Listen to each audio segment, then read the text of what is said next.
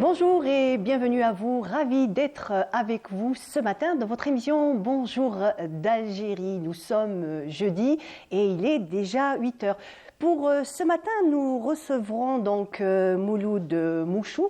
Il est le président de l'association El Moustaqbel. Il sera là pour nous parler de l'intégration des personnes à besoins spécifiques. Nous recevrons aussi donc une consoeur qui est Nadira Araou.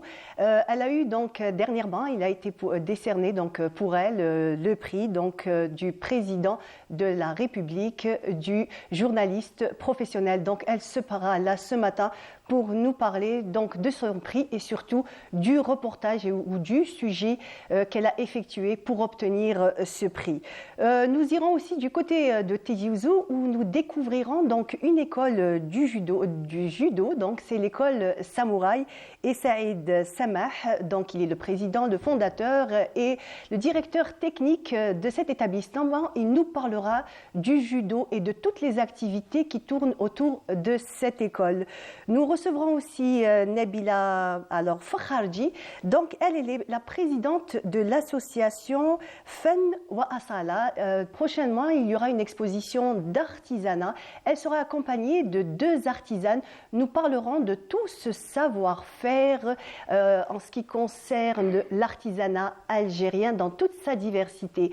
Voilà donc pour cette matinée et nous commençons bien entendu comme d'habitude, comme nous vous avons habitué avec le point météo avec Amel Aribi.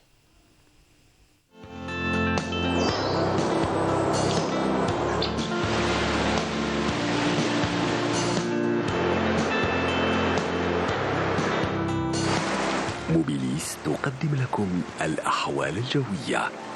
موبيليس معا نصنع المستقبل.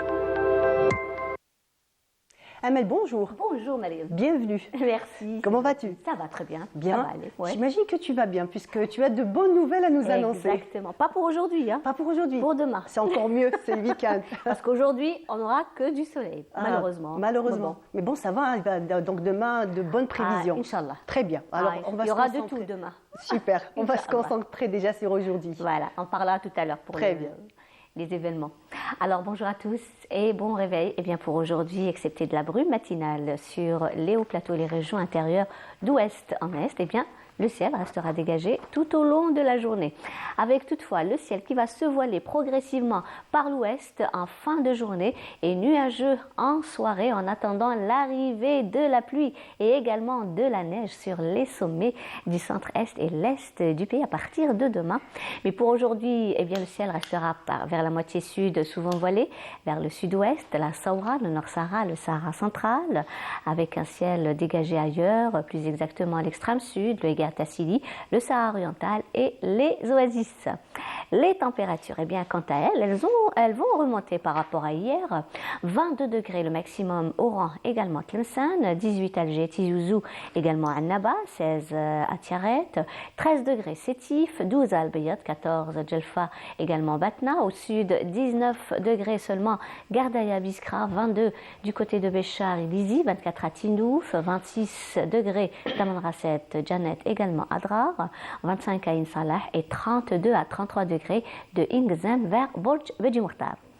La mer aujourd'hui, eh bien, elle se montrera plutôt calme sur les côtes ouest, peu agitée sur les côtes centre, mais agitée sur les côtes est avec des vents faibles et variables sur les régions côtières ouest, de secteur est sur les côtes centre et 20 à 30 km/h sur les côtes est, et les vents seront de secteur est à nord-est.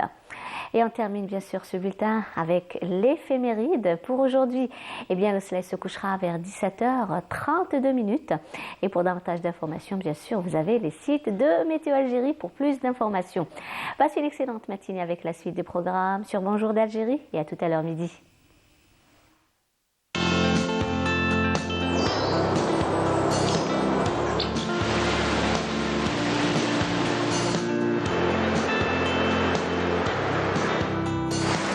موبيليس قدمت لكم الأحوال الجوية.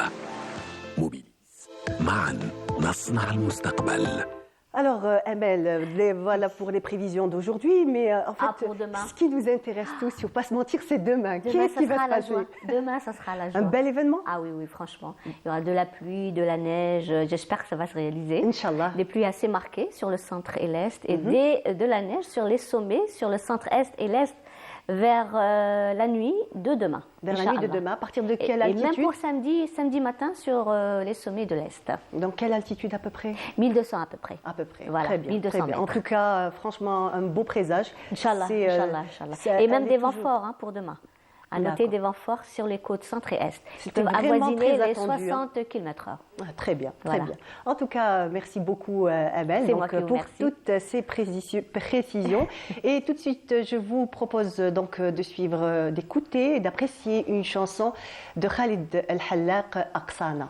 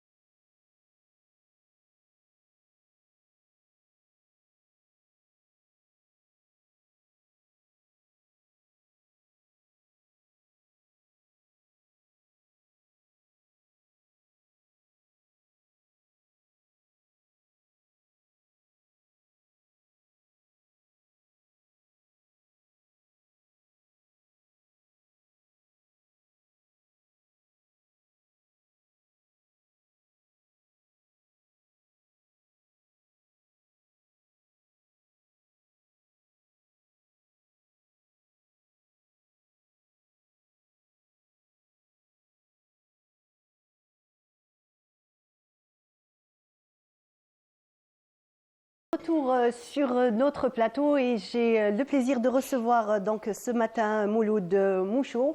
Bonjour monsieur. Comment Bonjour allez-vous? madame, bonjour téléspectateurs. Merci d'être là. Donc vous êtes le président de l'association Al Mustaqbal. Oui. Peut-être que c'est pas vous. Non, non, c'est bon. Avant, j'étais le directeur de centre médico-psychopédagogique Al Mustaqbal. Et après, j'ai un recrutement d'un nouveau directeur, monsieur Harzoul Mohamed Lamine. C'est un psychologue clinicien. Il a master 2 et il est en train de préparer son doctorat. Mais Et actuellement, je suis le président de l'association. très bien. Voilà. Mais on va dire que le big boss dans votre association, c'est C'est monsieur Hassem. C'est Voilà. monsieur C'est Hassem Hassem Mouchou. Mouchou, voilà. Hassem Mouchou, bonjour. Comment vas-tu? Alhamdoulilah. On est très heureux donc de te recevoir ce matin dans notre émission Bonjour d'Algérie. Donc monsieur Mouloud Moucho, vous étiez en train de me dire tout à l'heure en coulisses que Hassisen était votre locomotive. Ça a été l'élément déclencheur et en fait toute votre vie a changé grâce à lui. Voilà, exactement. Bon, après sa naissance, lui il est né le 16 septembre 1999. Après sa naissance de 6 mois, on a remarqué que c'est un enfant qui n'est pas normal, d'accord? Il a des problèmes, des problèmes. Et le parcours a commencé. moi et sa mère. Les hôpitaux, on a galéré sur plusieurs hôpitaux et tout. Et j'ai eu la chance de rencontrer un grand professeur que je salue, c'est le professeur Khiyari, c'est un pédiatre, c'est lui qui a commencé la locomotive. C'est grâce à lui. Voilà, il m'a dit, bon, votre enfant, il a une maladie rare, elle est très très rare. On n'a pas encore le diagnostic. Et il m'a dit, est-ce que tu es prêt de sacrifier un peu de ton temps parce que pour diagnostiquer une maladie rare, toujours c'est les parents. C'est les parents parce que des maladies rares, il y a plus de 8000 maladies rares au monde. Dans le monde. Voilà, dans le monde, il y a plus de 8000 maladies rares. Alors, si vous cherchez une maladie rare, c'est comme vous cherchez une faute d'orthographe dans une grande bibliothèque. Voilà, c'est ça l'exemple qu'il m'a donné le professeur. Je dis, il n'y a pas de problème. Après, on a commencé. Moi, donc, en fait, vous avez accepté, le diagnostic était là. Mais bien, voilà. L'acceptation, donc. Voilà, j'ai cherché par Internet, parce que c'est des photos. Parce que la Hilal Mestre François, elle ressemble à la séquelle. Il y a deux maladies qui se ressemblent. D'accord. D'accord. Alors, quand j'ai fait la comparaison, on a eu une petite réunion avec les médecins et tout. On a fait le diagnostic, la Hilal Mestre François. Très bien. Après, on a commencé. Bon. La Hilal Mestre François, c'est des enfants qui ont besoin de sciences psychologie, orthophonie, algothérapie, psychothérapie. Donc le développement est plus lent qu'un enfant. Voilà. Et les années 2000, comme vous savez, on n'avait pas vraiment beaucoup d'orthophonistes. Ça se compte sur les doigts. Chose qui est différente aujourd'hui, il y a énormément de professionnels aujourd'hui même dans notre centre, moi personnellement, on a 5 psychologues et 5 orthophonistes. Très bien. Donc en fait, de la naissance de Hsisen, votre vie change et en 2014, vous avez, on va dire, une nouvelle naissance qui est l'association. Voilà. En 2014, le 21 mars 2014, on avait l'association.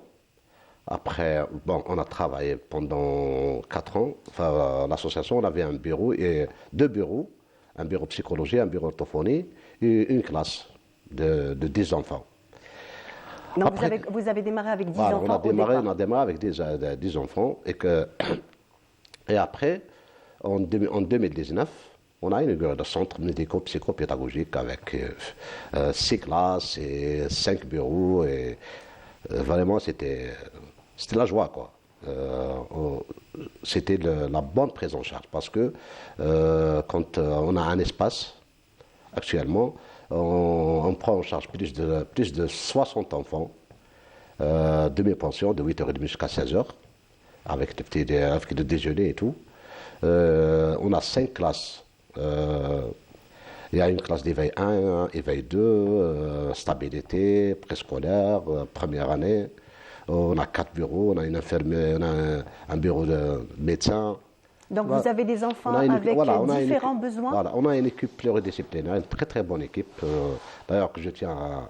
On salue justement, on salue tous les efforts qu'ils font. D'accord. Voilà, toute l'équipe de Moustarbel. Voilà, avec le grand travail qu'ils font actuellement. Et maintenant, ça va. Après l'inauguration du centre médico-psychopédagogique, on a remarqué que les enfants, surtout les enfants autistes, ils n'aiment pas enfermer dans une classe. Donc les endroits clos, fermés. Les endroits, ils ont besoin d'espace, ils ont besoin d'espace, ils ont besoin de prendre de l'air et tout. Et on a eu de la chance d'inaugurer la ferme pédagogique. Justement, je vous ai déjà reçu il y a quelques mois en arrière à propos de cette ferme pédagogique. Énormément d'activités tournent autour de cette ferme. Plein d'activités. Franchement, la ferme elle a été pour les enfants un miracle. Bon, on a des chevaux, on a des animaux, on a des petits animaux. Donc tous les animaux de la ferme. Voilà, tous les lapins, les coqs, les canards, il y a tout ce qu'il faut, Il y a un coin, peut-être un coin jardinage aussi. Mais bien sûr, il y a le jardinage. Vous faites une initiation. Voilà, il y a un coin, on fait le potage, on fait des légumes bio. Maintenant, le centre, bon, surtout la saison, les légumes du centre, ils jouent la ferme. Parce que comme la pomme de terre, comme les petits pois, Donc les tomates. tous les légumes, vous essayez Voilà. de suivre les saisons avec, Voilà, avec les enfants? Voilà. Et on a des chevaux, on fait de l'équithérapie. Et en plus de ce qui est bien dans une ferme, parce que la plupart des enfants autistes, ils ont un problème sensoriel. Ils ont le problème sensoriel. Alors, quand ils viennent quand ils partent à la ferme, ils touchent les herbes, ils touchent la terre, ils touchent les lapins, ils touchent les chevaux. Alors, c'est une thérapie pour eux. Tout à fait. Une très très bonne thérapie. Et en plus de ça, on fait des barbecues là-bas. Des fois, on mange là-bas, ouais, avec des choses simples, c'est des choses simples. Hein. On prend la galette, il y a des tomates là, quand il y a les tomates. La galette et la tomate, Et voilà, et tout le monde, tout le monde est content. déjà. Donc Franchement. une ambiance de détente et de découverte aussi en même temps pour ces enfants à besoins spécifiques. Ouais.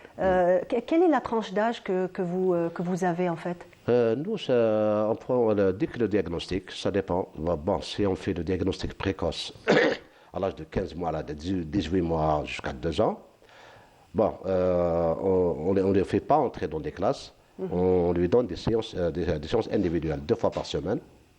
Parce que, comme je vous dis, on a 60 enfants toute la journée. On a une moyenne de 40 à 45 enfants. C'est ambulatoire. Et ils viennent 2 fois par semaine. Très bien. Ça veut dire que le centre prend en charge plus de 100 enfants. Alors, comme je vous ai dit, on prend dès que le diagnostic.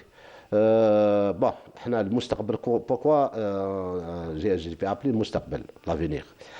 On pense à l'avenir de ces enfants. Parce que quand un enfant autiste, quand il est petit, là, il a 4 ans, 5 ans, on peut le maîtriser, on peut le garder, il n'y a aucun problème. Mais nous, actuellement, on pense quand il aura ses 18 ans. D'accord, donc Voilà. quand ça sera un adulte. Voilà, quand ça sera un adulte. Et quand ses parents partent, parce que la plupart des enfants autistes, parce que comme je parle de l'autisme sévère, hein, parce que quand on parle de l'autisme, il y a des gens je connais un enfant autiste, il est autonome et tout. Oui, il y a des enfants autistes qui sont autonomes, bien sûr. Comme si il a une maladie accompagnée de l'autisme. D'ailleurs, c'est pour ça qu'on a fait l'association des maladies rares et autistes. Très bien. Il y a 35% des maladies rares, ils ont des traits autistiques. Ça veut dire qu'ils ont la même prise en charge comme un enfant autiste. Ils ont des besoins de psychologie, orthophonie, ergothérapie, psychothérapie. Je peux vous citer les maladies qu'on a, des maladies qu'on a au centre. Il y a Prader-Willi, il y a la maladie de Duchenne, il y a le syndrome de West, la maladie de Gaucher, William Burns, la séquelle. Tous ces enfants, ils ont besoin ils ont un problème neuro.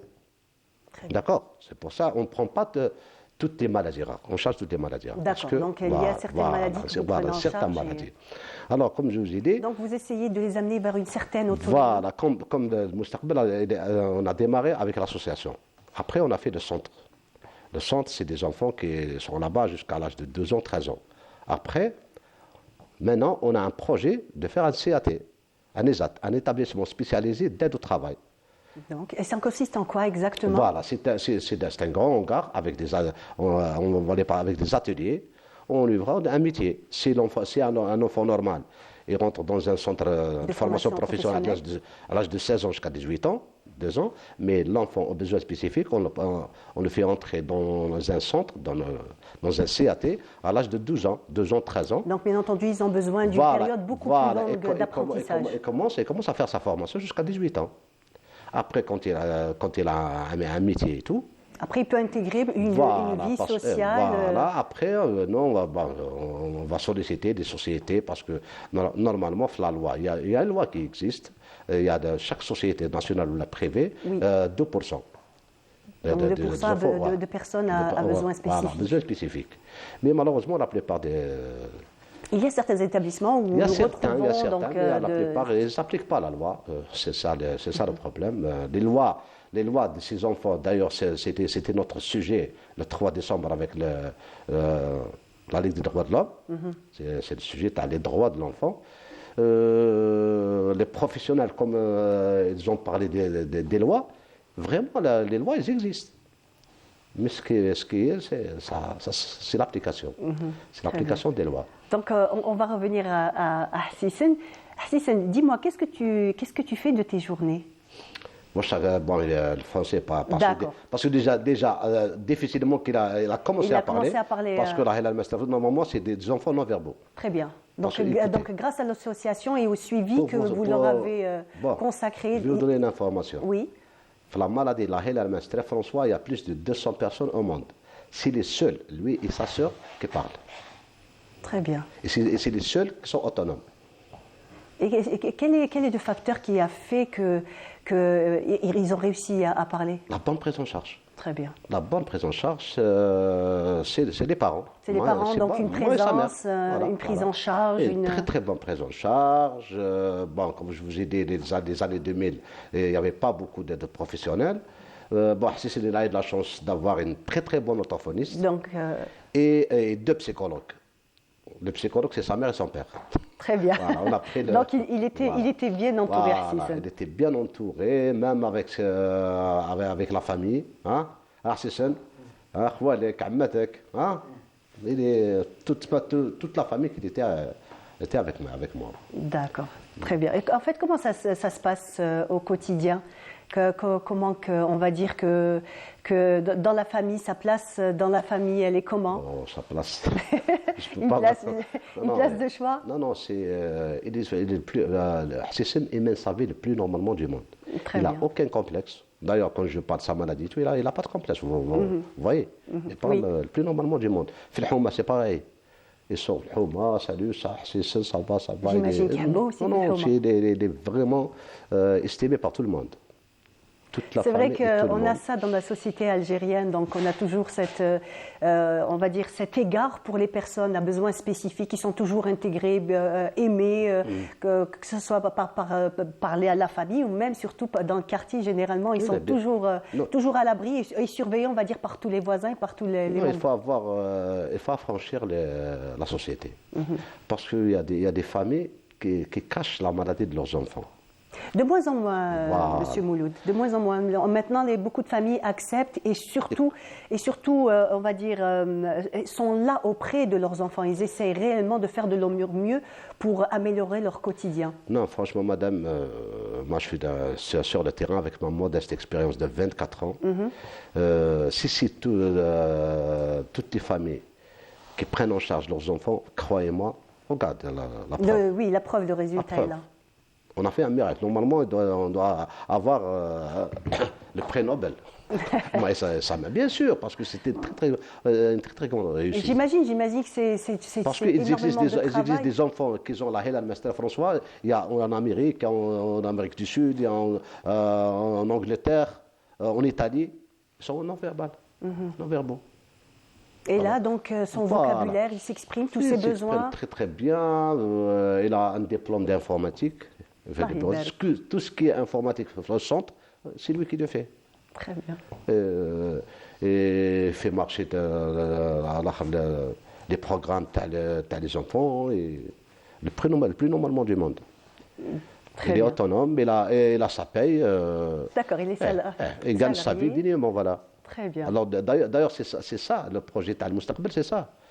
Pourquoi les athlètes, l'établissement C'est ces spécialisé d'aide de objectifs que vous travail, ces essayez objectifs. d'atteindre. Alors parce que la plupart des enfants, chaque enfant il a un don في حاجة. Alors donc pardon il est au centre. On découvre les dons de ces enfants. Par exemple, il y a des enfants qui aiment la peinture, il y a des enfants qui aiment la cuisine, il y a des enfants qui aiment les animaux. Et après, on fait un suivi pour cet enfant. Et on va lui faire une formation spécialisée dans le centre. Très bien. Et après, il va gagner sa vie dignement. Hein. Il n'a pas besoin de personne, il a besoin de personne. Hein. Très bien, très bien. Et donc, ce que je voulais vous demander, quelles sont ses passions? Est-ce qu'il a quelque chose de particulier, quelque chose qu'il aime par-dessus il faut tout? lui demander à حسين. Hassisen. قولي واش تحب؟ قول لي واش تحب؟ كاينه حاجه تحبها واش تحب أكثر تحب دير حاجه اكثر من حاجه واحده اخرى؟ قول لي واش هي؟ L'informatique. Informatique. Très bien. Donc, تشعل بيسي تخدم به. Très bien. D'ailleurs, le téléphone, à chaque fois, il sort un téléphone, يقول لك لازم نشريه. واش حبيت تشري دوكا؟ واش من تليفون؟ خالد جديد أما واسمه؟ ها باش برو ماكس يا وليدي ايه سي واش حبيت كانت هذا مكان ها والسونتر واش حبيت في السونتر واش خصك في السونتر علاش واش دير الدراهم السونتر matériel. Matériel. Ah oui, il a passé un message, voilà. Très bien. Voilà, on a un problème de matériel parce que matériel, ça coûte cher. Franchement, notre centre, avant le corona, on avait des donateurs, là, Dieu merci. Mais après le corona, vraiment, on a un problème de finances. Eh bien voilà, j'espère que, on va dire que des personnes généreuses pourront Voilà, donc on a vous besoin aider de matériel, à atteindre surtout le matériel. surtout le matériel. Moi, personnellement, je ne demande pas d'argent. Très bien. Je demande de matériel. Très bien. Alors, Monsieur Mouloud Mouchou, je vous propose donc de suivre un reportage qu'a effectué Lemia Boudbouda. C'est un portrait sur une exposition de Mounir Benakouch. Donc, il est malentendant et c'est vraiment un exemple d'insertion et d'adaptation. On regarde le sujet et on revient juste après. À la galerie Aïcha Haddad, il règne comme un petit air de Picasso dans les œuvres de l'artiste Mounir Benakouch. On pourrait aussi le nommer l'artisan de la couleur, car son univers est très coloré. Son art se balance entre le figuratif, semi-figuratif et l'enluminure. Intitulée La vie, cette exposition nous présente d'abord les différentes toiles de l'artiste, où il aborde différentes questions comme l'espoir, la paix et la vie. Mais moi j'aime beaucoup les couleurs, toutes les couleurs. J'aime le jaune, le soleil, le rouge, le vert, mais moi j'aime pas le gris et pas trop de noir. Et jaune qui tranche, je n'aime pas. Plus clair jaune, j'aime pas. Et l'autre, toutes les couleurs, ça me plaît. D'autres tableaux sont ponctués de signes berbères. D'autres œuvres nous traduisent son amour pour Alger la Blanche, la Casbah, son architecture et ses ruelles.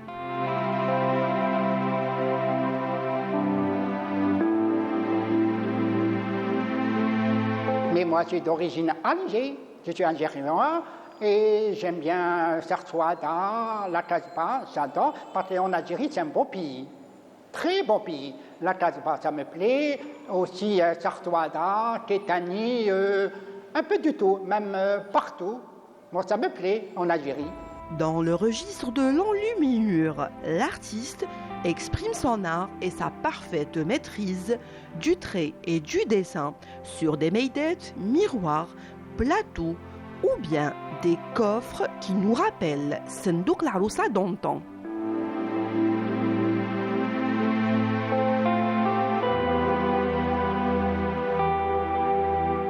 Le plus important, il demande beaucoup le coffre de la Casbah. Oui, le coffre et la menda et les miroirs, ils demandent beaucoup. Les femmes, ils demandent. Un artiste qui fournit de grands efforts étant donné son handicap de malentendant. De plus, sa vue a baissé suite aux longues heures passées à peaufiner les plus infimes détails de son art. Il faut aussi dire que Mounir Benakouch nous donne une belle leçon de courage et de volonté. Voilà, c'était un sujet signé Lemia Boudbouda. Monsieur Mouloud Mouchou, qu'est-ce que vous pensez donc de ce travail? Franchement, je pense que n'importe quel un enfant a besoin spécifique et peut faire des très très bonnes choses. Des merveilles. Voilà, des merveilles.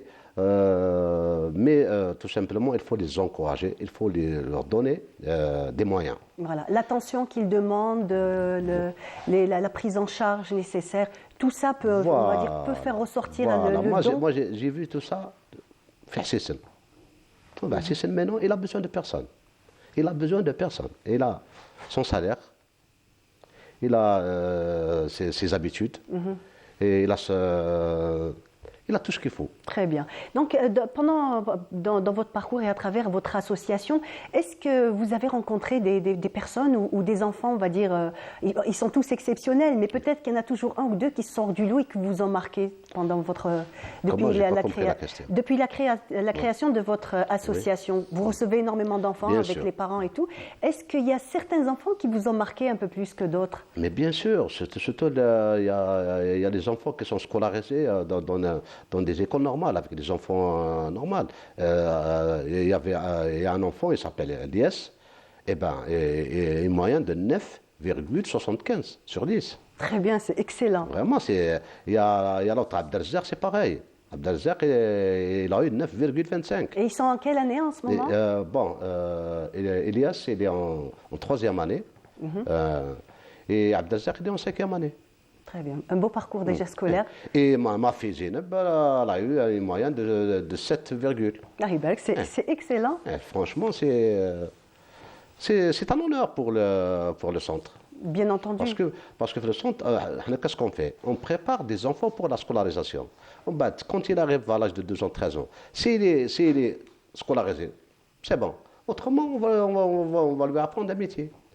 Très bien. Donc, en fait, s'il n'arrive pas à suivre Voilà. le cursus scolaire, en fait, c'est un petit peu comme des enfants Normal, voilà. Voilà, normaux, Voilà, mais seulement avec une prise en charge plus particulière et Voilà, bien plus... sûr, il faut.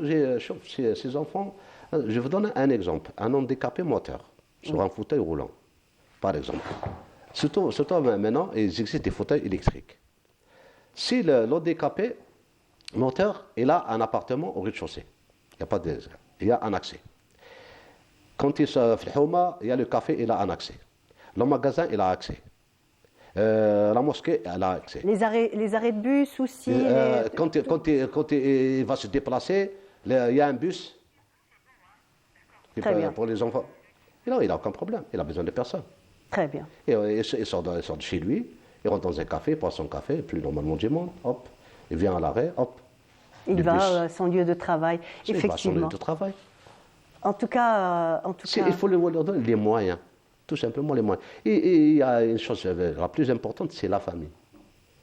tout à fait. Il faut mettre C'est surtout la l'accès famille. sur ça. C'est vraiment كيف la حسن famille. par exemple حسن شكون يطلع فيك كاع؟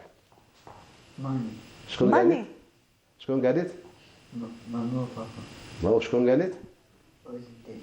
شكون قالت؟ Voilà. Voilà. Tu vois? Donc toute la famille voilà, toute la famille. est présente. نسيت الاخرين. لا ماشي خالتك وفارس رياض خوالك وامين ها voilà quand un enfant il est bien estimé par la famille c'est un encouragement c'est pas pour lui même pour les parents Bien entendu, c'est une réussite en même fait. pour sa mère parce qu'il y a des familles quand une mère elle a un enfant je suis regarde elle a جبت مهبول mais pourquoi ça Oui, c'est des fois le regard est voilà, difficile. le regard, c'est grave. Très ça. bien. Non, c'est franchement quand même le regard a changé. Justement, les médias dernièrement, aussi on a fait un séminaire de changer le regard. Très bien, exactement. Changer le regard. Voilà. Et la Mais le société- regard, il n'a pas atteint ses.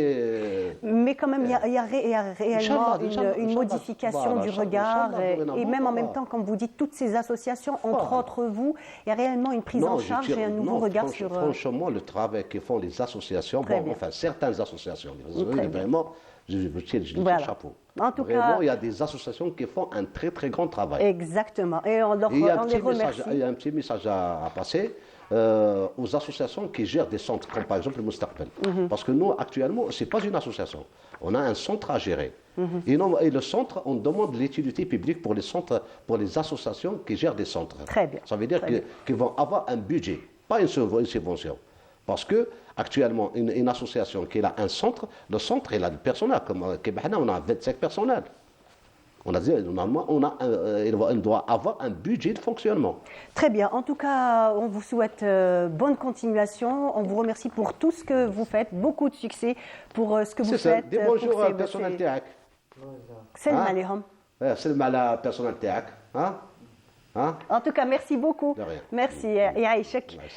حسيسن ميرسي يعطيك الصحة كي جيت. أنا كنا فرحانين كي جيت زرتنا اليوم صباح يعطيكم الصحة. Et on continue. Donc Bonjour d'Algérie continue. Je vous propose donc de suivre un sujet de Feriel Hamdi, donc qui nous fait le portrait de Shamseddine. Alors Shamseddine Hamlaoui, il est guide touristique à Miliana. On regarde et on revient juste après.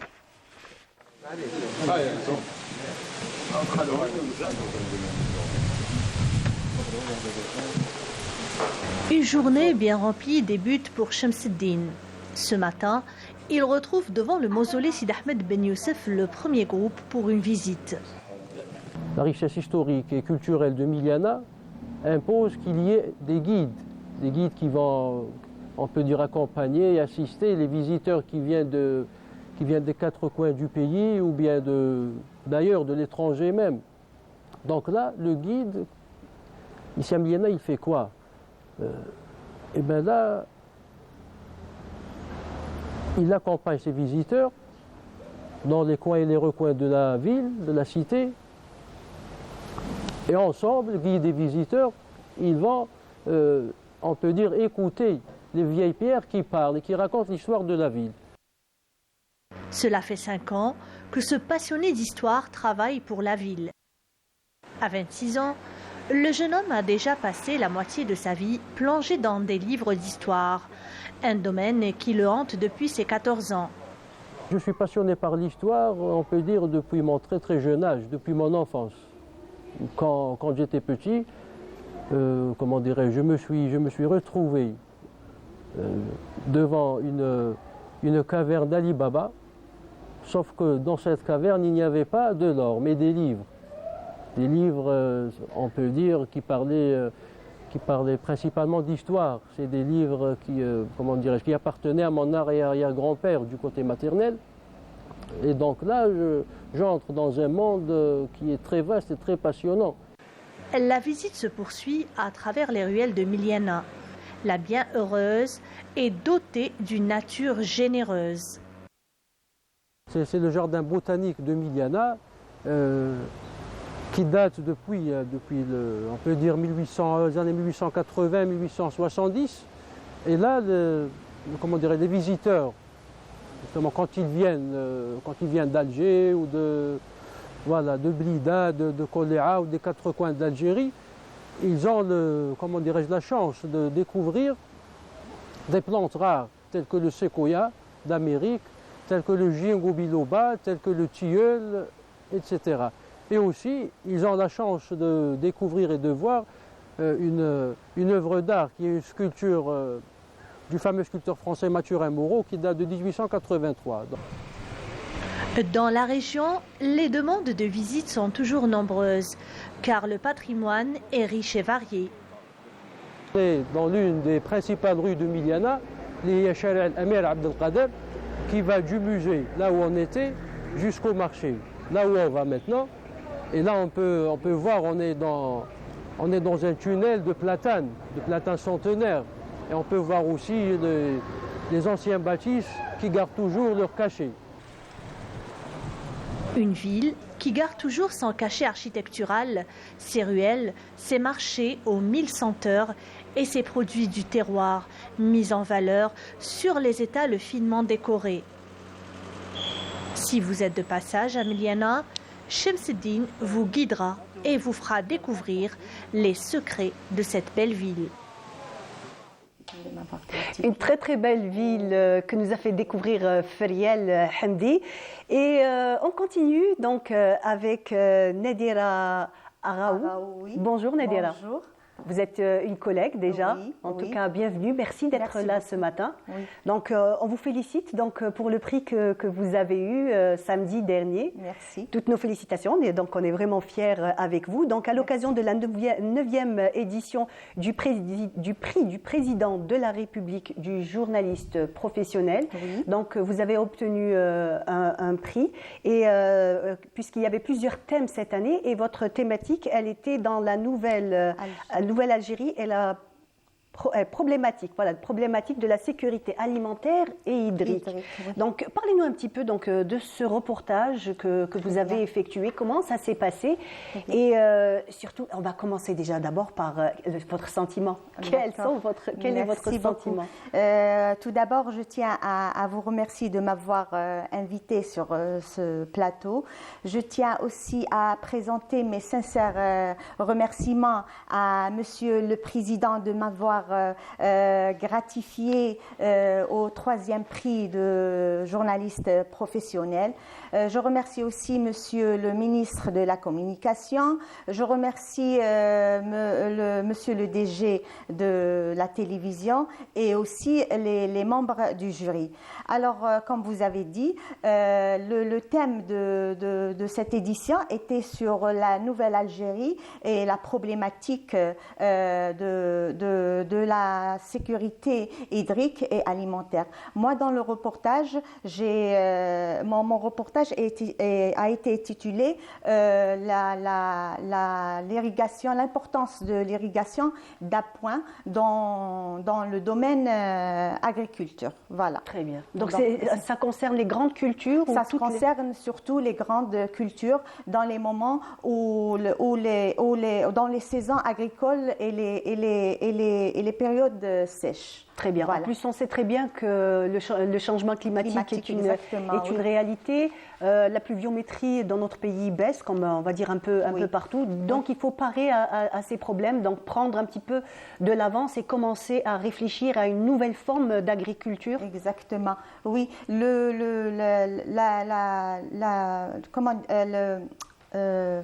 L'irrigation d'appoint, c'est une méthode qui permet aux agriculteurs d'économiser l'eau déjà. Et en plus, il y a plusieurs méthodes. Il y a l'irrigation d'appoint, il y a l'irrigation totale, il y a le goutte à goutte. Toutes ces méthodes permettent d'économiser l'eau et pour avoir un rendement plus rentable. Justement, depuis déjà des années, l'Algérie combat donc ce gaspillage hydrique. Oui. Donc depuis toujours, on essaie de réfléchir, puisque ça fait quand même déjà des années qu'a été déjà mis en place le goutte à goutte pour économiser. On sait très bien que ça peut économiser jusqu'à peu près 40% d'eau. Exactement. Et voilà, donc et les agriculteurs ont tous emboîté presque tout ça. Déjà, j'ai parlé sur le programme et la stratégie que l'État a élaboré pour accompagner justement l'agriculteur ou le fellah pour l'achat et l'acquisition du matériel, parce que le matériel il est trop cher. Donc l'État a fait que pour que le fellah s'intéresse à ces méthodes et les utilise dans ces grandes cultures. Voilà. Très bien.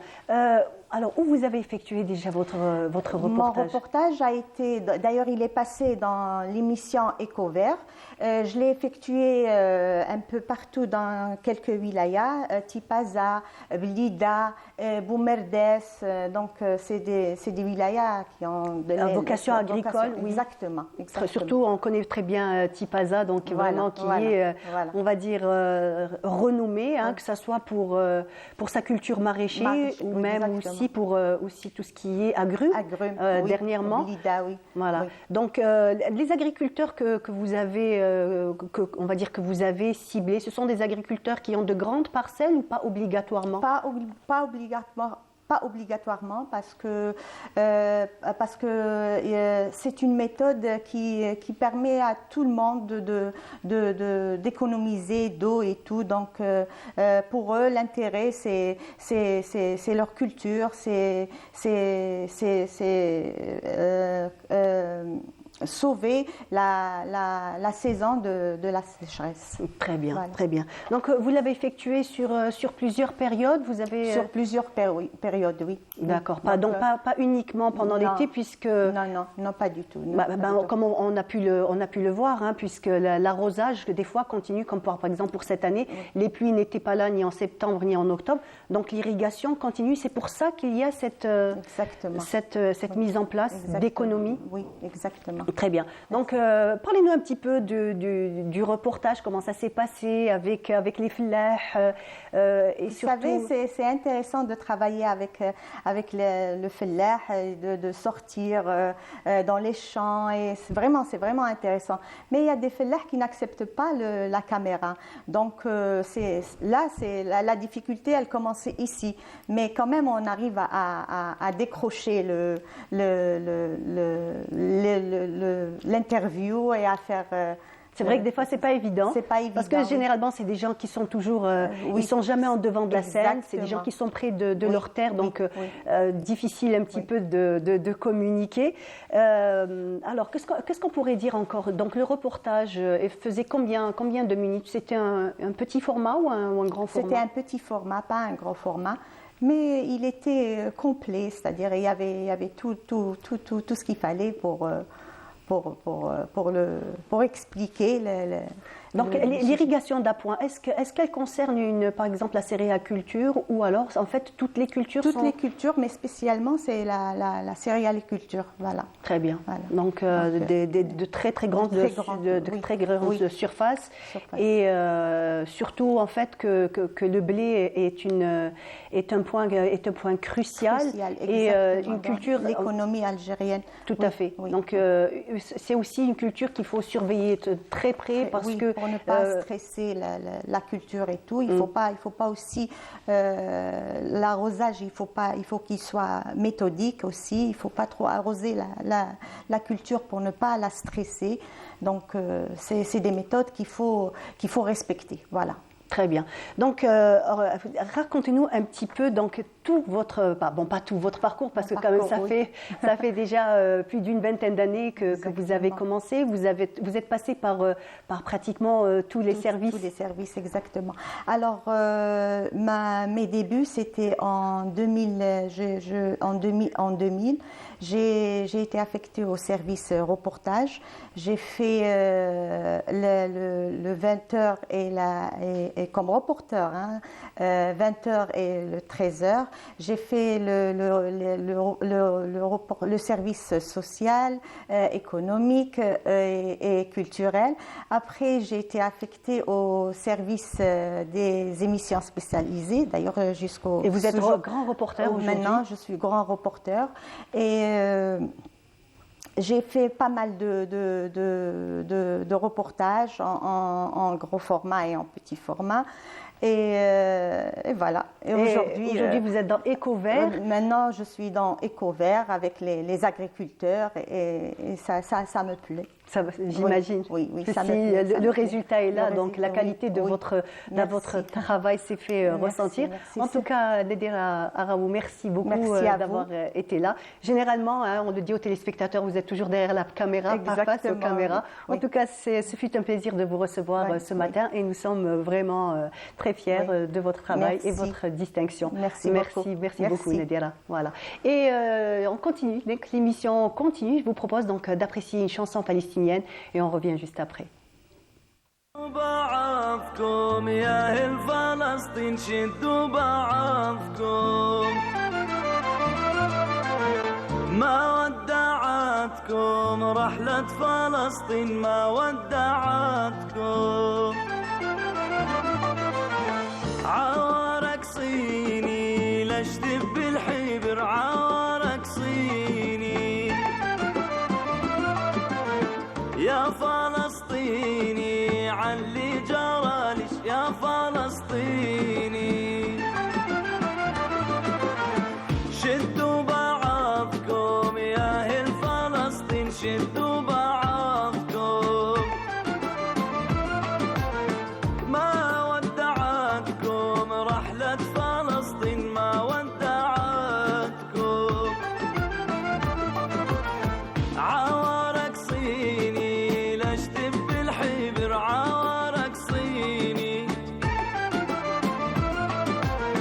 يا فلسطيني علي جرالك يا فلسطيني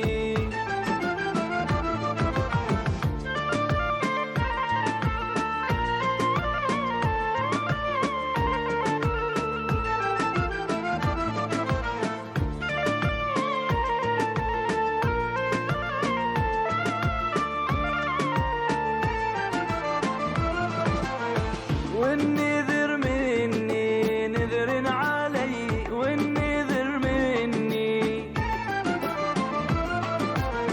لارقص واغني بأرض فلسطين لارقص واغني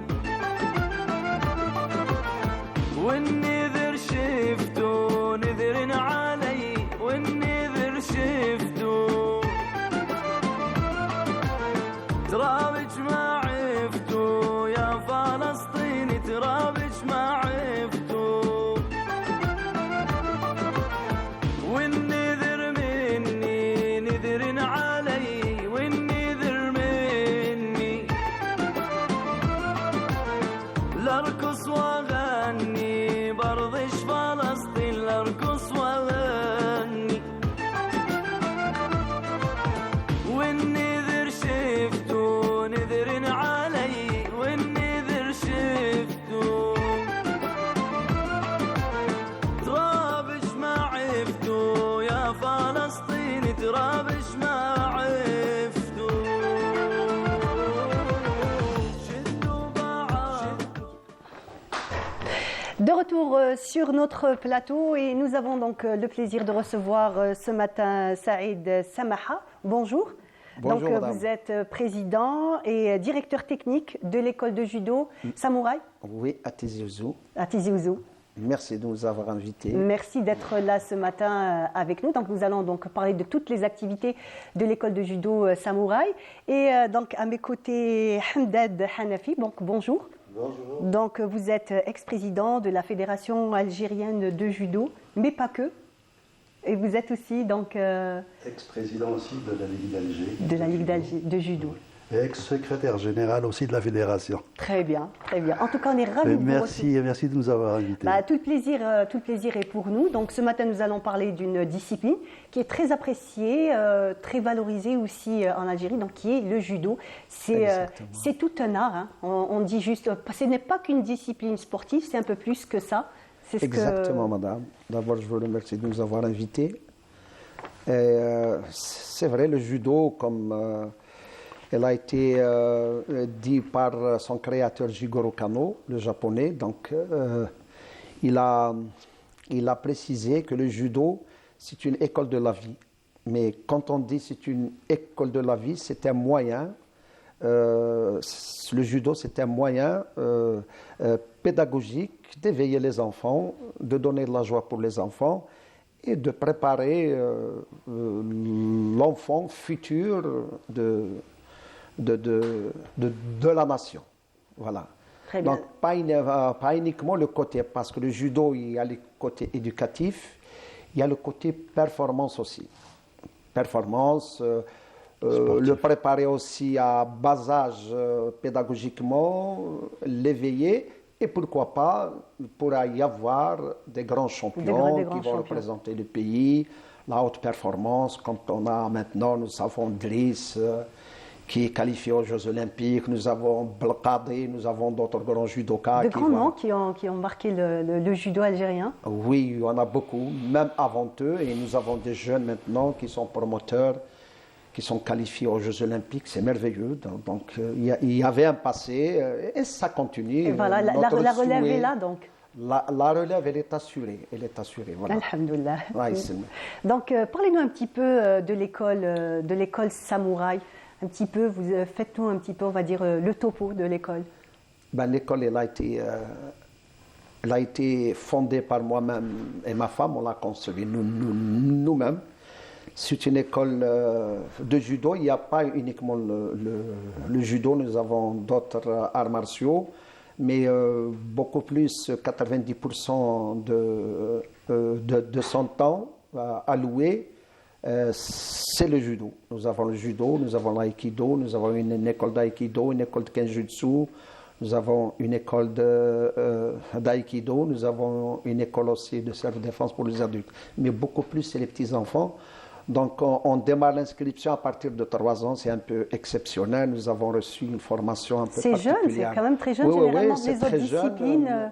Oui, ils se mettent en kimono, mais ce n'est pas vraiment du judo. C'est des jeux adaptés pour l'éveil du judo et continuer aussi éveiller leur sens, leur faire découvrir leur corps, leur faire découvrir la vie en convivialité.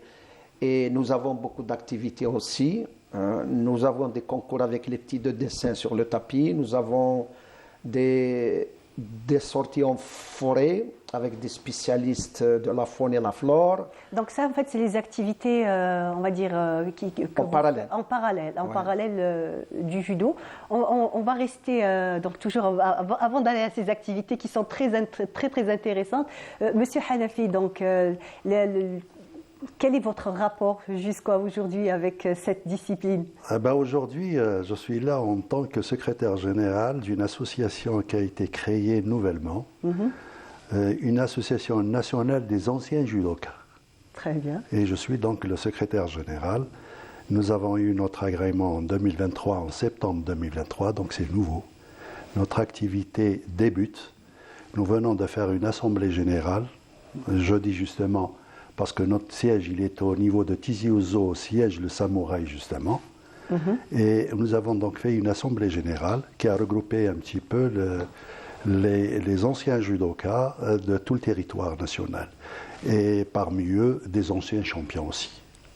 Très bien. Des anciens champions et des anciens présidents aussi de la Ligue et de la Fédération, tels que M. Abbad, qui était président de la Fédération, qui était un grand champion aussi d'Afrique en judo. Donc l'initiateur un petit peu de cette association, c'est Feu Goumrassa Rabbi Yarhamou Youssa Ali, qui est mort, ça fait pas longtemps. Donc l'initiative, c'est lui qui a été, disons, qui a voulu qu'on crée cette association lors d'une cérémonie qui a été faite donc au niveau de Tizi Ouzou, le Samouraï, qu'a organisé M. Smah en l'honneur pour faire un hommage à M. Goumrassa, donc Fodil, qui était malade, donc qui était soigné à l'étranger. Il est rentré, donc on lui a fait un petit hommage. Et c'est là qu'a émergé un petit peu l'idée de la création de cette association nationale. Très bien.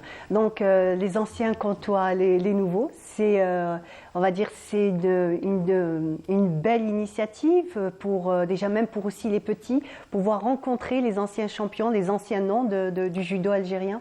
Absolument. C'était une très grande joie. Même les parents étaient contents, les enfants étaient contents quand un Bentounsi, qui était l'un des fondateurs du judo algérien à 92 ans, Maître Hifri. 89 ans, pardon. 89 ans. Et Berkfik qui vient de Annaba, et Sharij qui est un handicapé amputé d'une jambe qui vient. Et vous avez un talba, donc un ancien arbitre, un talba qui faisait partie de la mission des premiers judokas qui ont été en stage au Japon, dirigés par Maître Hifli. Quand vous avez un Abbad qui était l'un des premiers champions d'Afrique lors des Jeux africains à Alger. 78. En 78, donc il y a toute vous avez Larsen aussi, il y avait cette armada d'anciens. Ils se sont entraînés avec les enfants, c'était merveilleux. C'est vraiment un privilège, un privilège pour eux. Ils ont démontré des techniques, ils se sont entraînés avec les enfants avant l'Assemblée générale. Donc voilà un peu ce que fait l'école de judo le Samouraï, toujours en faisant plaisir aux enfants, en leur faisant découvrir d'autres horizons à travers des anciens, à travers leurs sorties. D'ailleurs, nous avons même une sortie ce mois de décembre. Justement, je voulais en parler. Donc, des projets, mois de décembre, une sortie particulière? Une sortie particulière parce que depuis la création et l'inauguration de notre école, bien sûr, le 1er novembre 2007, on a choisi avec ma famille cette date, une date qui historique. est une date historique marquante dans notre histoire de la guerre de Révolution.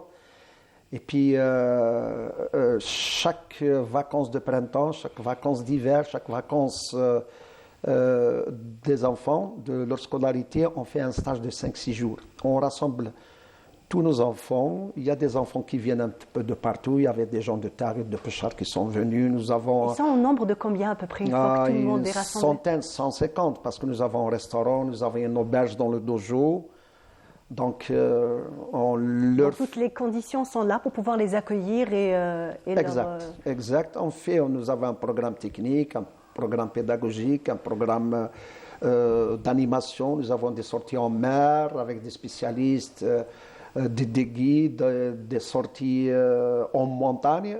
Et cette année, on a fait la connaissance avec madame qui est judokate aussi, avec un entraîneur tunisien qui est un ami de longue date. On participe ensemble au championnat d'Afrique Kata et championnat du monde vétéran. C'est Zied Jdeibi, qui est entraîneur du club Kano Judo et Arts Martiaux de Tunis. Cette année, qui nous a invités, on part le 23 avec 2 bus. Il y a même l'accompagnement des parents aussi. Des parents, donc ils vont découvrir aussi cette ambiance. Leurs enfants, ils ont un stage là-bas pour la première fois. Ils ont une compétition amicale avec 3 clubs. Donc ça va se dérouler pendant les vacances d'hiver? Pendant les vacances d'hiver. C'est la première fois qu'on fait une sortie. On s'est dit avec madame, on va changer un peu. Pour la grande joie des enfants? Oui, exact. Donc ils vont faire le tarage avec le bus. On revient avec le bus. Ils vont découvrir d'autres enfants, leurs frères tunisiens. Donc, ça va les former sur le plan technique, sur le plan relation humaine. Ils vont découvrir un peu une partie du Maghreb, une partie de... Même aussi l'Algérie, rien que de trajet jusqu'à la frontière déjà tunisienne. C'est des paysages magnifiques. C'est vraiment une belle expérience pour ces enfants. Oui, on a fait déjà les enfants, on les a pris à Tarit, à Béchar. Très bien. Ils ont passé une semaine là-bas. Voilà. Donc voilà le stage de cette année un peu particulier. On l'a préparé, donc on part le 23 décembre et on revient la fin décembre. Très bien. Voilà. Donc, on va dire avec votre regard, que vous les sentez privilégiés, ces enfants? Oui, bien sûr. Nous, notre but, c'est d'abord de réunir les anciens, c'est-à-dire qui sont un peu oubliés, et en même temps être en lien avec la jeunesse, avec les jeunes. Donc notre but, c'est beaucoup plus de réunir l'ensemble des judokas, et on demande à ce qu'il y ait le maximum d'adhérents au niveau de cette association. Et bien sûr, sans limite d'âge. C'est sans limite d'âge. Donc c'est notre but. Et parmi ces machins, c'est beaucoup plus des questions de débat entre les anciens. C'est beaucoup plus aussi des rencontres, des échanges d'idées des anciens, dans le but de développer un petit peu notre machin histoire du judo. Chacun pourra donner ce qu'il a vécu, ce qu'il a vu, et pour essayer de faire un petit peu l'historique de notre discipline. Très bien, donc pour ces enfants qui comme je l'ai dit déjà tout à l'heure, donc un privilège et une chance de pouvoir comme ça côtoyer des anciens. Absolument. Vous prendre comme modèle, voilà, ne pas chercher peut-être des modèles à l'étranger puisque vous êtes déjà là. Justement, ça nous a permis donc dans cette assemblée générale qu'on avait faite à Tizi Ouzou, donc M. Semah a eu l'initiative de récupérer un petit peu, d'inviter un petit peu tous les jeunes, tous les judokas Donc on fait une petite séance de travail avec les anciens, et ils étaient très très heureux de rencontrer bien sûr des grands champions et de travailler avec eux. Donc ils ont été très heureux, très heureux. Très bien. Et c'est notre but justement. Il y a parmi les participants, il y a peut-être des gens qu'on n'a pas vus depuis très très longtemps. Ça a permis de vous retrouver et de voilà. sortir, on va dire, un petit peu de... Parce que chacun, donc, c'est des gens, c'est des anciens judokas qui viennent un peu de partout, d'Oran, de Constantine, de Annaba, donc de toutes les régions. Et ça nous a permis donc de nous rencontrer, de changer d'idées, de changer des machins. Et voilà. Donc, si vous permettez, la particularité, toujours dans la même perspective, moi personnellement, j'entends parler de M. Bentounsi, qui est l'une des légendes du judo algérien, l'un des fondateurs de la fédération. Premier fondateur de la fédération algérienne de judo. En 1963. Eh ben, j'entends parler depuis que j'étais athlète à l'équipe nationale ou bien quand j'étais athlète et entraîneur pendant cette assemblée où j'ai vraiment vu M. Bentounsi. C'était une joie pour moi et c'était une journée, je l'accueille dans mon dojo en kimono, j'ai la chair de poule. C'était un très très grand honneur, surtout dans mon dojo. Des moments émouvants. J'entends Bentounsi à travers Maître Hifri, à travers Maître Ouaret de Bdjaya, à travers Maître Hamdad, à travers nos doyens. Mais ce jour-là, c'était une journée exceptionnelle.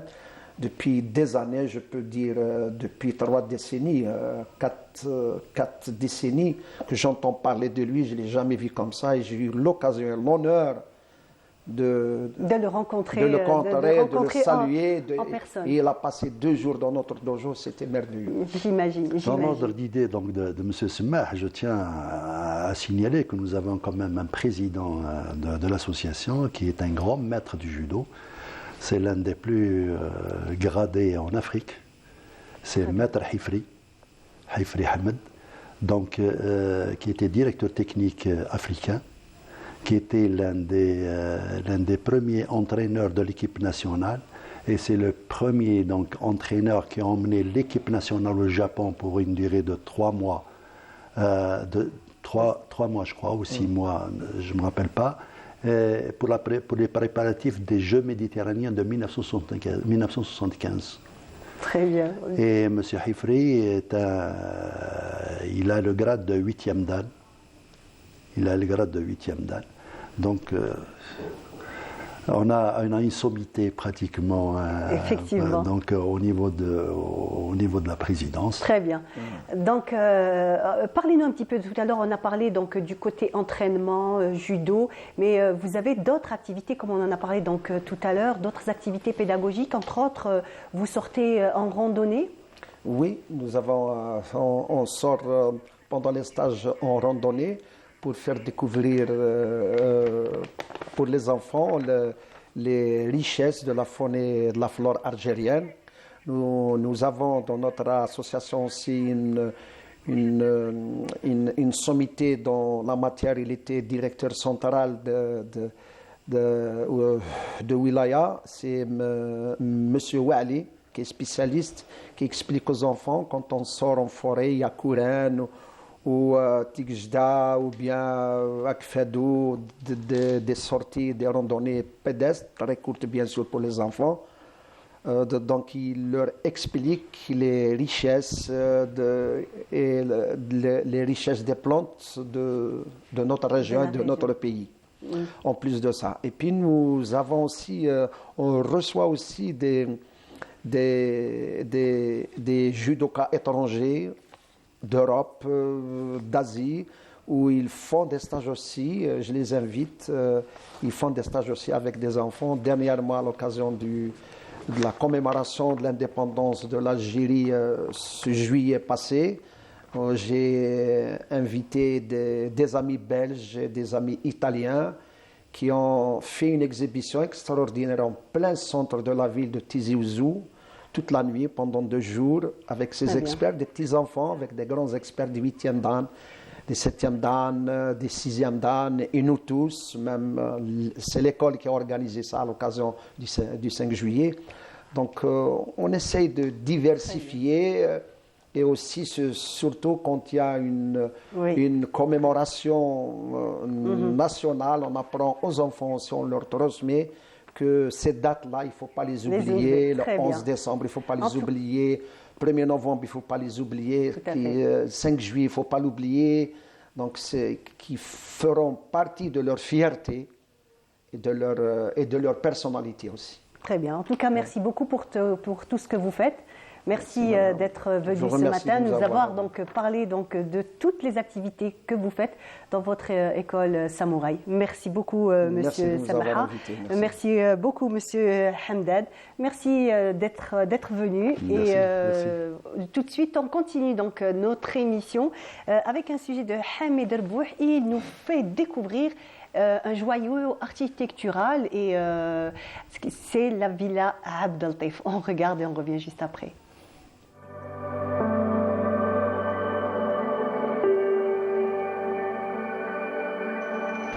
Surplombant la baie d'Alger, Dar Abd al-Latif est un monument classé au patrimoine national.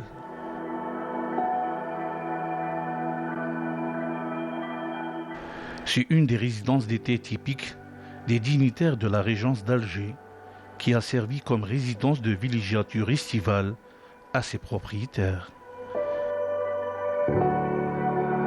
L'édifice a été construit au début du XVIIIe siècle par un dignitaire de la régence d'Alger. La villa a accueilli une centaine de peintres et d'artistes du monde entier. Aujourd'hui, quelques visiteurs viennent de temps à autre découvrir une des zones les plus symboliques du patrimoine culturel de la ville d'Alger. C'est un endroit qui a l'air très calme.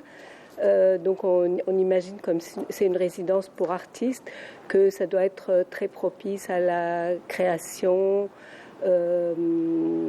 à l'imagination et de voir cette jolie vue sur la mer, toute cette végétation autour qui est quand même très luxuriante. Donc je pense que pour les artistes, ça doit être un endroit qui est quand même très spécial.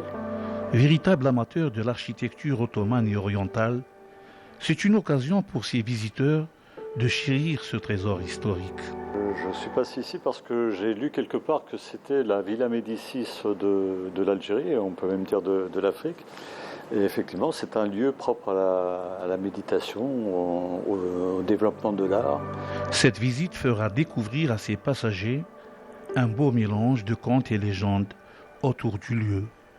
Je suis très vieille, je viens avec mes enfants et voilà, c'est un endroit magnifique que j'aime beaucoup, la verdure, tout ça, c'est trop beau.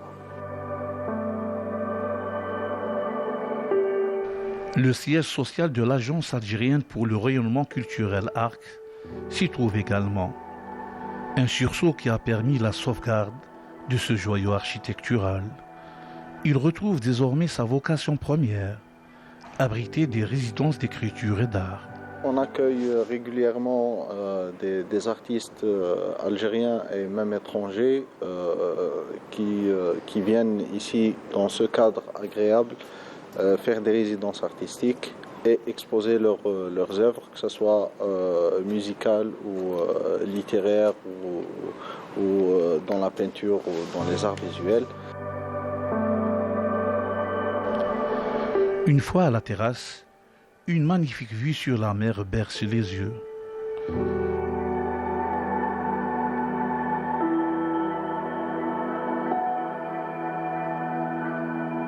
Monument protégé au niveau national, Dar Abd al-Latif est une des haltes du parcours culturel des Bois des Arcades, aux côtés du monument aux martyrs, la Bibliothèque nationale et le Jardin d'essai.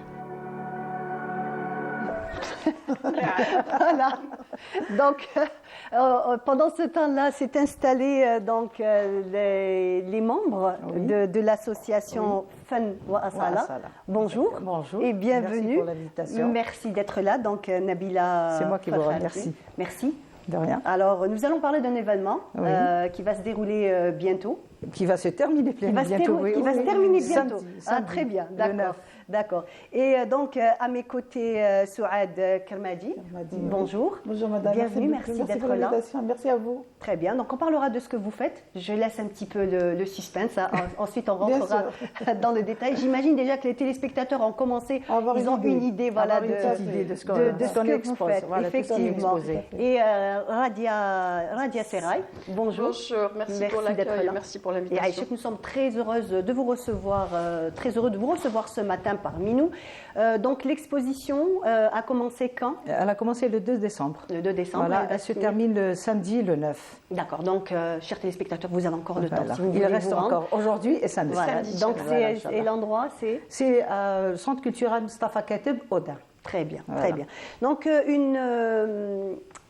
une exposition que vous avez préparée depuis longtemps. Oui, bien sûr. Elle vous tenait à cœur?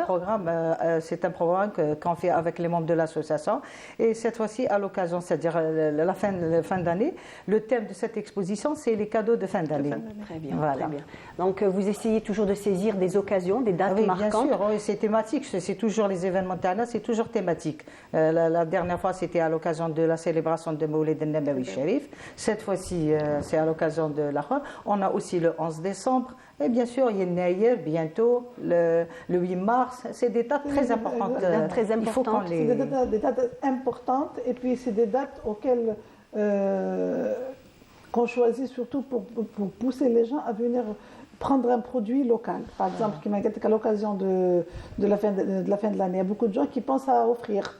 Pourquoi pas offrir du Made in Bledi? Bien entendu, un produit fait maison, fait local, artisanal, et puis même le transmettre, l'exporter carrément. L'exporter quand même.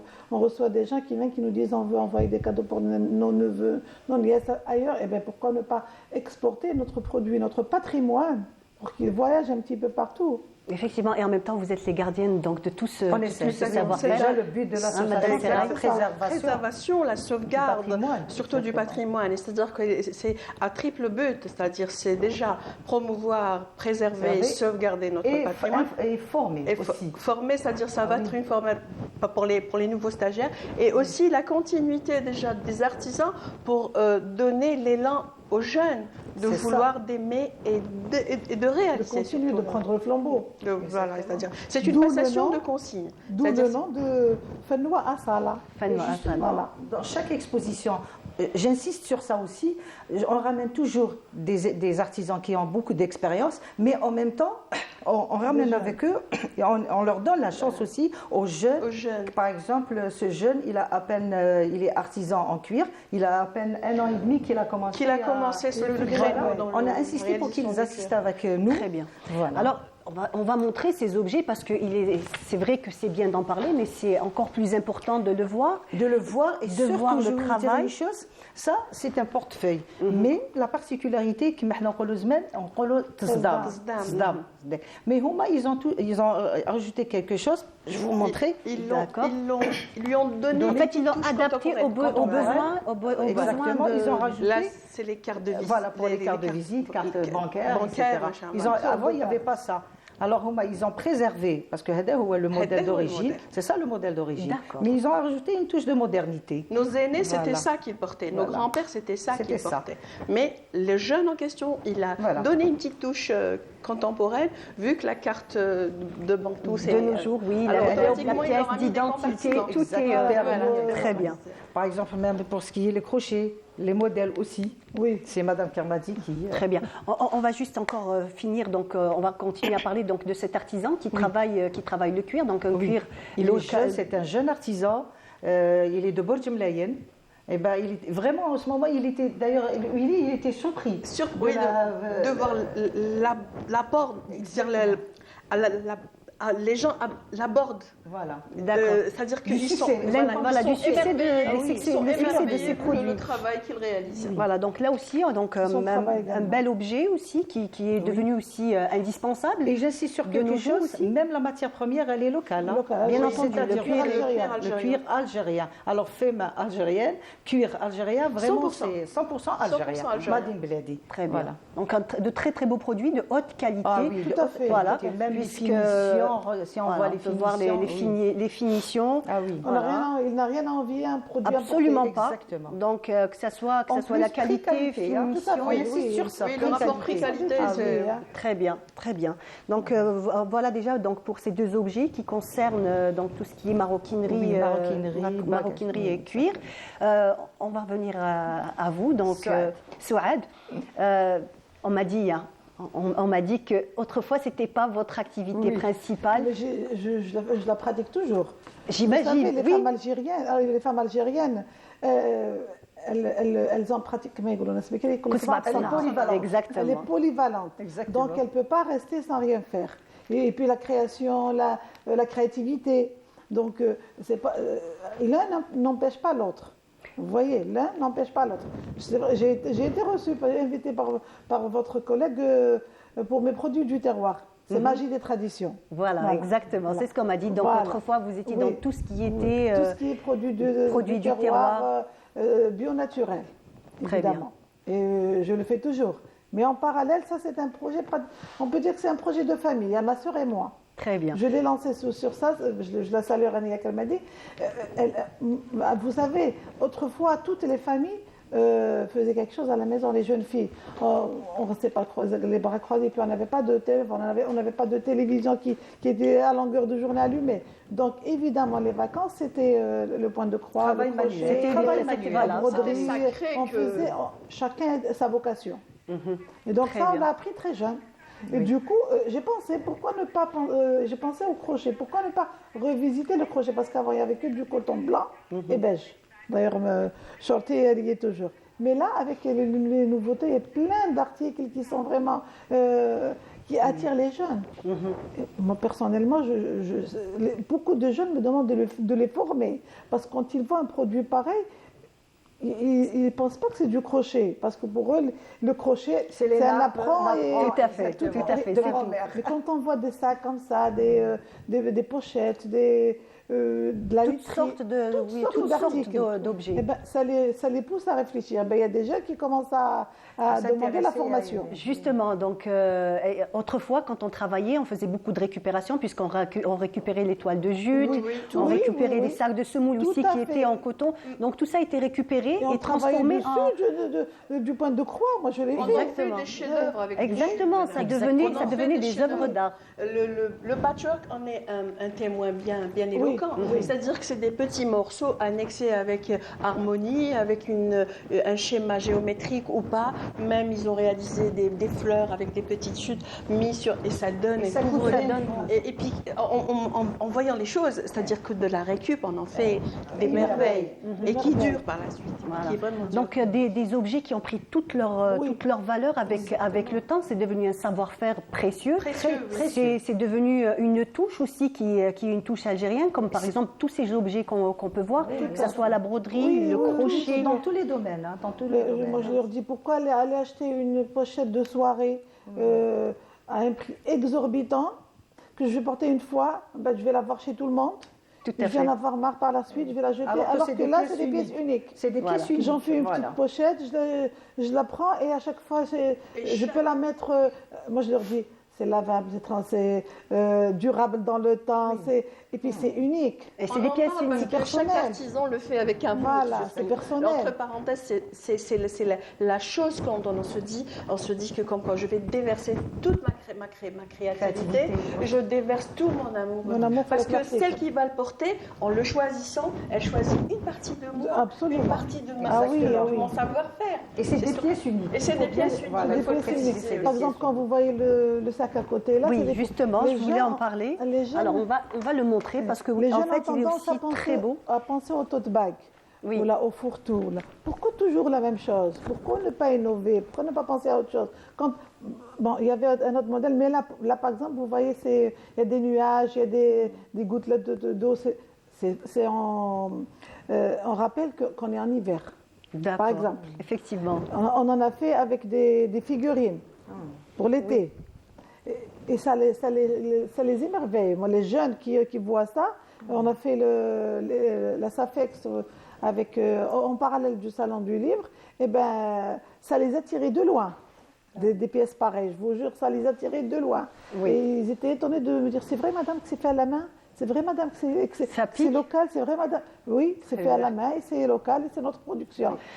Une chose, Bark, que je regrette, c'est que la matière première reste malheureusement importée. C'est un vrai problème à la Ça, c'est un problème. L'association Fenwa Asala, qui est Mme Nabila Frarji est la présidente, on essaye de regrouper, c'est-à-dire des choses, des personnes qui représenteront déjà l'art algérien, les coutumes algériennes et notre patrimoine et le futur de nos jeunes Algériens. C'est-à-dire s'assurer qu'on va surtout sur le prolongement, de l'ouvrage en question ou du métier en question.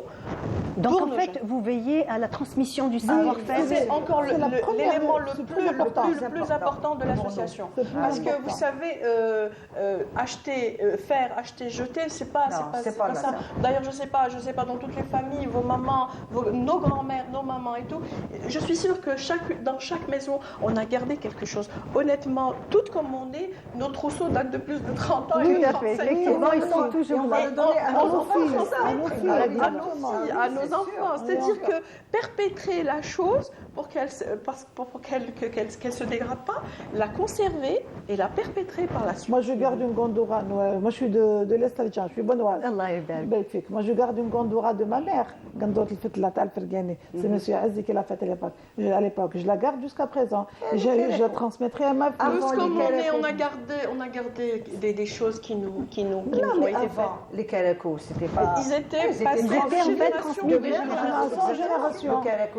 Jamais chaque marié a acheté son premier Karakos. Il était toujours... Il appartenait à sa grand-mère, jusqu'à sa grand-mère.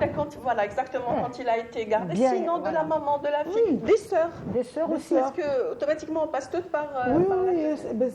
justement, c'est la transmission de la chose. Parce que tout simplement, c'était des objets qui avaient de la valeur. Et c'est pour ça, en fait, qu'ils étaient comme ça, gardés jalousement. C'était, on va dire, comme un bijou pratique. D'ailleurs, la matière première de Kimakim le Karakos, c'est fait avec de fil d'or, des pièces, même les pièces. Les pièces, même le jawhar, l'intérieur des pétales, quand c'est une rose qui a été brodée, on essayait de mettre valeur sur valeur, avec le travail en valeur. C'est une valeur inestimable, en fait.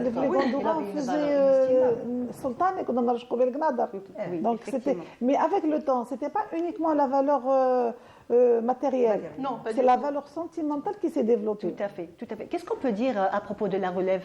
Un mot rapidement, puisqu'on arrive à la fin de notre émission. Il commence à vraiment aimer. On a senti ça pendant les expositions. On n'a pas parlé du son produit.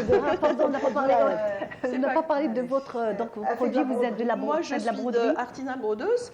C'est-à-dire que j'essaye d'écouter déjà la personne qui vient me voir, ou que ce soit pour les trousseaux de mariés.